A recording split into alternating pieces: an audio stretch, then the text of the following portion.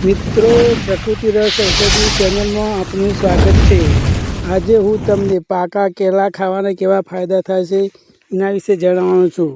તો કેળા તણાવ કમ કરે છે, દિમાગ વધારે છે, સ્ફૂર્તિમાં વધારો કરે છે, સવારે ખાવાથી તાજગી મળે છે, કિડની બચાવવામાં, કેન્સરમાં બચાવે છે, સુગરને કંટ્રોલ રાખે છે, આંખોની રોશની વધારે છે। કેળા સાથે દૂધ લેવામાં આવે તો કેલરી વધારે મળે છે, સાથે સાથે વિટામિન, ફાઇબર, પ્રોટીન, મિનરલ વગેરે મળે છે અને દાંતના રોગ મટે છે અને દાંત સફેદ થાય છે। આંખોની રોશની વધારવી હોય તો કેળામાં વિટામિન એ છે, જેથી આંખોની રોશની વધે છે। એસિડિટી થઈ હોય તો કેળો ખાવાથી પેટની જલન બંધ થાય છે તથા પેટમાં આરામ મળે છે। દહીંમાં સાકર નાખીને કેળો ખાવાથી લાભ થાય છે। ડાયરિયા એટલે કે ઝાડા થયા હોય તો કેળો ખાવાથી ઝાડા મટે છે તથા પોટેશિયમ પાણી વધારે મળે છે। પાચન તંત્ર માટે ખાધા પછી કેળો ખાવાથી પાચન તંત્ર સુધરે છે અને સારું થાય છે।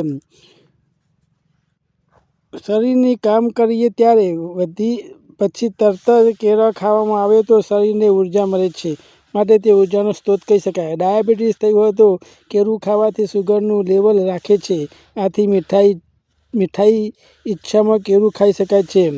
બ્લડ પ્રેશર, કેળો ખાવાથી બ્લડ પ્રેશર નિયંત્રણમાં રહે છે। અસ્થમા એટલે કે દમ, નિયમિત એક કેળું ખાવામાં આવે તો દમ એટલે કે શ્વાસને નિયમિત રાખે છે અને ઘટાડે છે।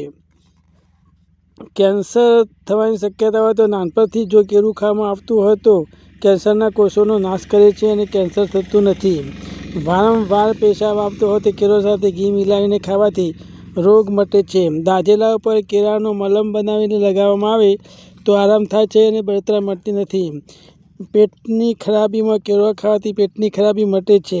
માસિકમાં વધારે સ્રાવ આવતું હોય તો કેળો સાથે દૂધ લેવાથી માસિકમાં લોહી ઓછું આવે છે। દાંત ખાજખુજલી, લીંબુનો રસમાં કેળાનો મલમ બનાવીને ખાવાથી રોગ મટે છે અથવા તો એના ઉપર લેપ પણ કરી શકાય છે। શરીરની કમજોરી આવી ગઈ હોય તો દરરોજ દૂધ સાથે એક કેળું ખાવાથી કમજોરી દૂર થાય છે। નાના બાળક ખાવાનું શીખે તો પ્રથમ પાકો કેળો જ ખવડાવવો જોઈએ, જેથી દાંત સહેલાઈથી નીકળી શકે છે। જૂની સૂકી ખાંસી થઈ હોય તો ખાંસીમાં કેળાનો શરબત પીવો અથવા તો દરરોજ કેળું ખાવાથી રોગ મટી જાય છે। પિત્તની બીમારી થાય તો કેળા પર ઘી લગાવીને ખાવાથી રોગ મટી જાય છે।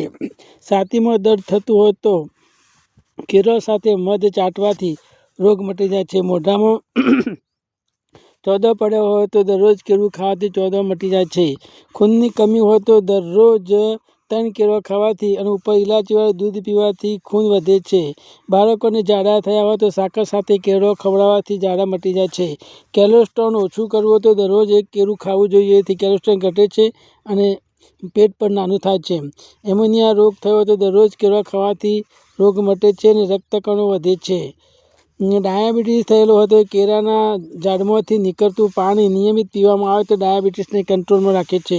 કેળામાં 90% energy, calorie, carbohydrate, 22 gram protein, fat, 33 gram fibre, 2.6 gram vitamin A અને calcium, 5 gram vitamin E, sodium, potassium, copper 8%, magnesium 7% અને મેંગેનીઝ વગેરે આવેલો છે। કેળાના પાનની રાખ બનાવીને ગુર્દા, શંખને પીસીને મિક્સ કરીને તેલમાં મિક્સ કરીને લેપ કરવાથી સફેદ દાગ મટી જાય છે। જય ઝાડાબુટી।